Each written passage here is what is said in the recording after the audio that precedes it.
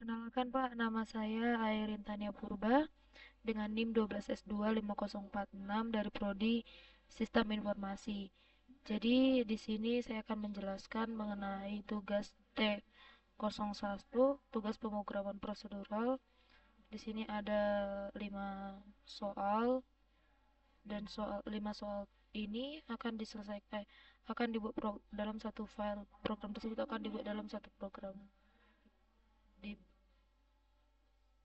Jadi di sini ada program yang telah saya buat dalam permasalahan soal-soal berikut. Jadi di sini ada input dan output.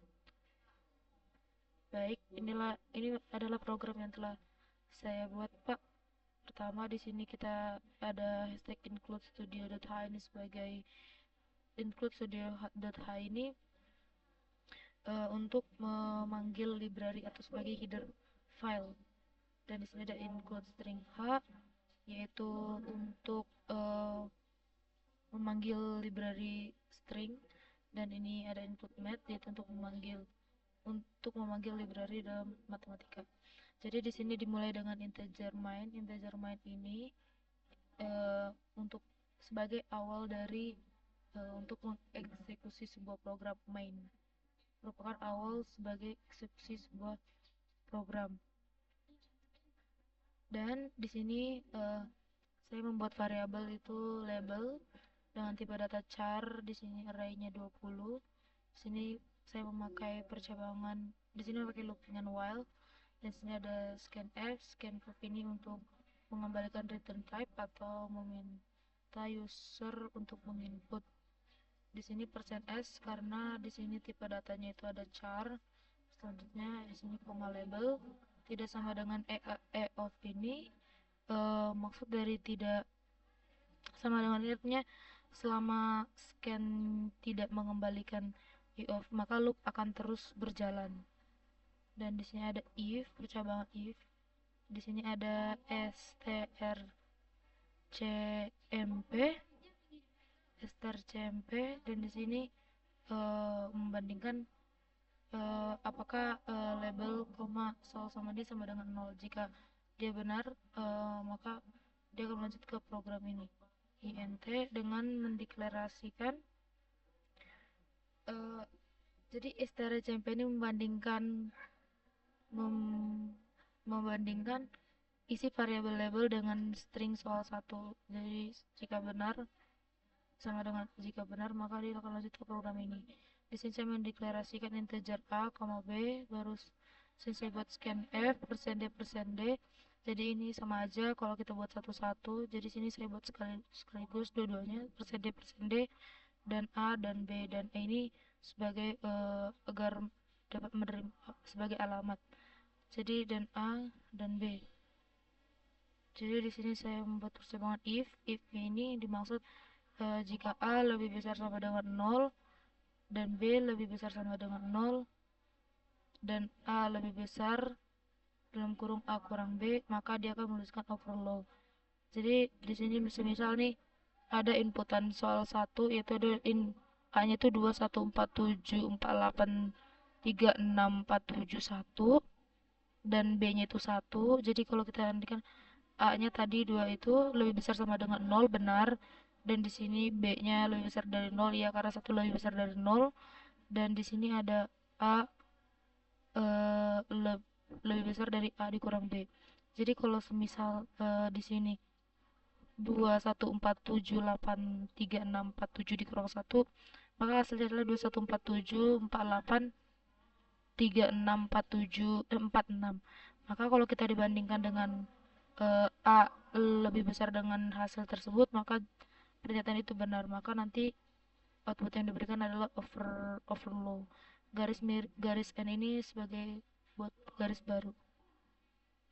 Tapi jika tidak, pernyataan di atas tidak memenuhi, maka yang muncul adalah penjumlahan biasa, yaitu a tambah b.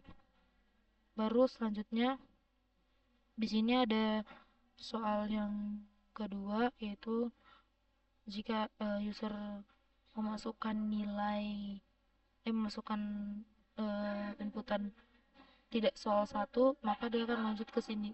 Else if jika tidak, label sama dengan jika dia benar dalam pernyataan ini, maka dia lanjut ke program ini. Jadi user bisa menginput soal berapa yang diinginkan jalankan programnya. Di sini ada soal 2. Soal 2 itu di sini saya buat deklarasi x, y. Di sini saya buat variabel x, y dengan tipe data itu double, sum float dengan tipe data float, sum double dengan tipe data double, div dengan tipe data double. Baru di sini saya buat scan f, persen 1f, persen 1f, persen f ini karena di sini tipe data yang diambil itu adalah float, baru di sini dan juga bisa dipakai double. Baru di sini ada dan x dan y. Baru di sini sum float. Jadi maksud dalam kurung ini adalah memaksa untuk agar x ini diubah menjadi tipe data float. Begitu juga dengan y, karena di sini awal kita mendeklarasikan x, y itu adalah tipe data double. Jadi di sini tujuannya adalah memaksa x ini untuk masukkan ke tipe data float. Begitu juga dengan y. Di sini saya buat sum double untuk x tambah y. Baru selanjutnya div fabs double ini adalah memaksa untuk membuat sum float ini menjadi tipe data double agar sama dengan sum double agar bisa dikurangi. Baru selanjutnya di sini ada if fabs x kurang dari x min 1 2 3 4 5 6 7 8 9 lebih kecil 0.001 dan fabs y kecil dari kecil 0.11 kecil kurang dari 001 jika pernyataan tersebut itu adalah bernilai divnya, maka hasilnya itu adalah 0,01625 atau di sini print f itu juga persen f garis miring n, hasil itu adalah di sini titik 6 f karena di sini ingin meminta ada 6 angka di belakang koma. Selanjutnya soal yang ketiga yaitu saya membuat deklarasi integer a dengan variabel a dengan integer, b dengan tipe data float. Karena di sini soal yang ketiga itu b yang diminta itu adalah 2.9, makanya di sini saya membuat tipe datanya itu adalah float. Float ini adalah tipe data desimal, berupa desimal. Terus selanjutnya saya buat scan f, persen d dan persen f. Di sini dan a dan b. User diminta untuk menginput nilai variabel a dan variabel b. Baru selanjutnya itu print f, menampilkan ke layar double, dia akan muncul double. Hasilnya itu persen titik 1 f garis miring n, yaitu diminta untuk satu angka di belakang koma. Baru di sini diminta untuk penjumlahan a ditambah b, jadi 5 ditambah 2.9, maka nanti hasilnya ada 7.9. Baru selanjutnya ini kita buat print f, menampilkan integer itu di sini persen d. Baru nanti muncul di layar itu adalah dengan a tambah int b. B ini diminta untuk dirubah menjadi tipe data integer. Maka di sini nanti yang hasilnya itu outputannya itu adalah 7 tipe data integer, karena kan tadi 2,9, maka nanti akan menjadi 2 karena b ini diubah menjadi tipe data integer. Baru selanjutnya di sini ada soal keempat, yaitu dimana saya membuat deklarasi variabel a dan b itu dengan tipe data integer.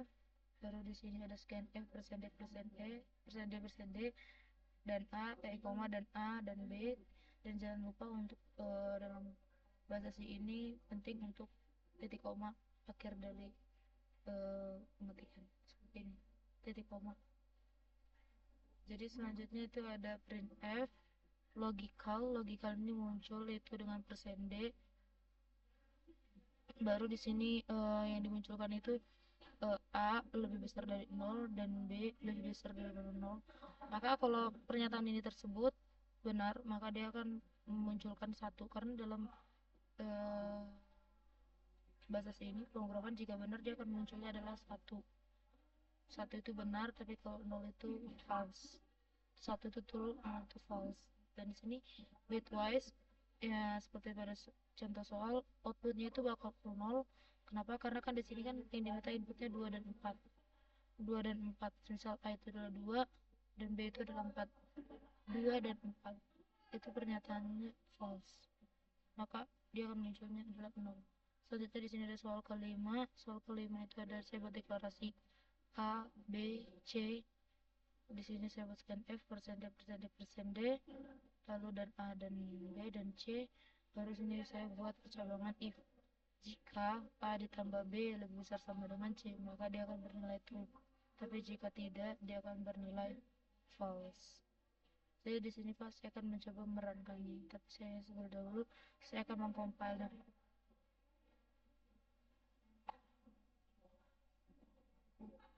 DCC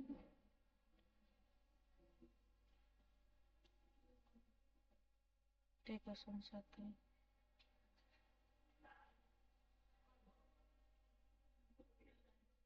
Dari sini saya akan membuat T01 kembali.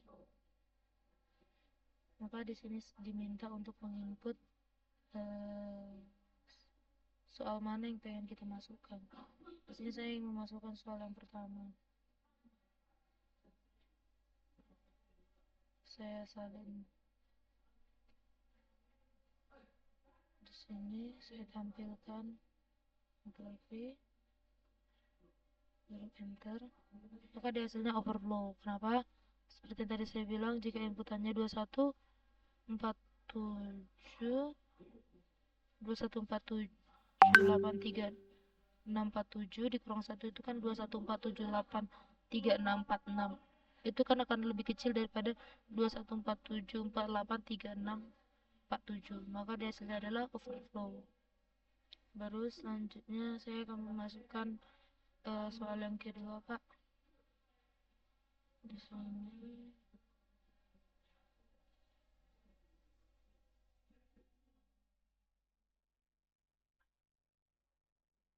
jadi hasilnya adalah 0,015625.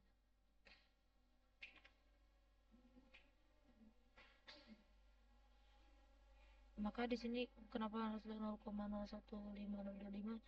Ini sebagai X, yaitu yang 1234567.89 itu sebagai X dan Y-nya itu adalah 0.11. Jadi kalau dikurangkan akan habis, maka 0 itu lebih kecil dari 0,0001. Pernyataan ini benar, maka yang dimunculkan itu adalah 0,015625. Dan selanjutnya Pak, saya akan memasukkan soal yang ketiga. Soal yang ketiga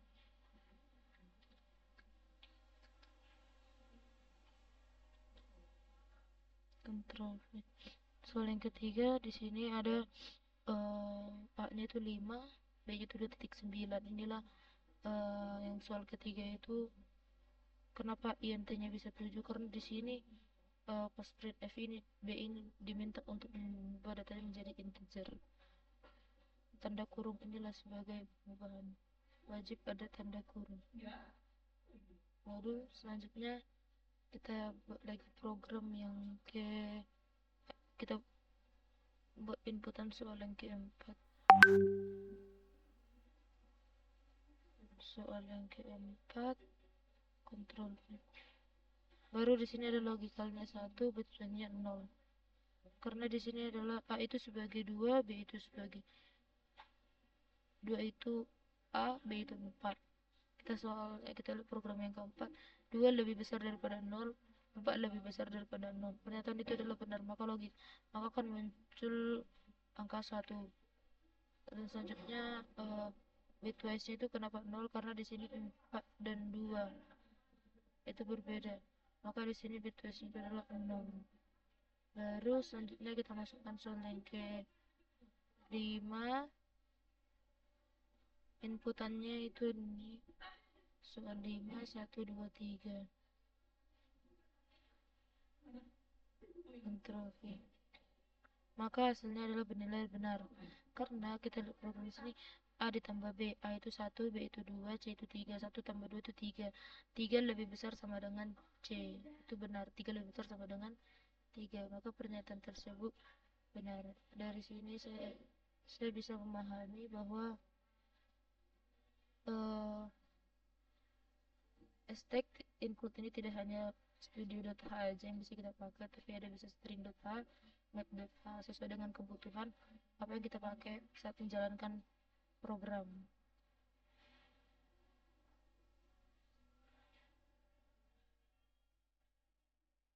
Baik Pak, sekian presentasi dari penjelasan dari saya mengenai tugas T 01.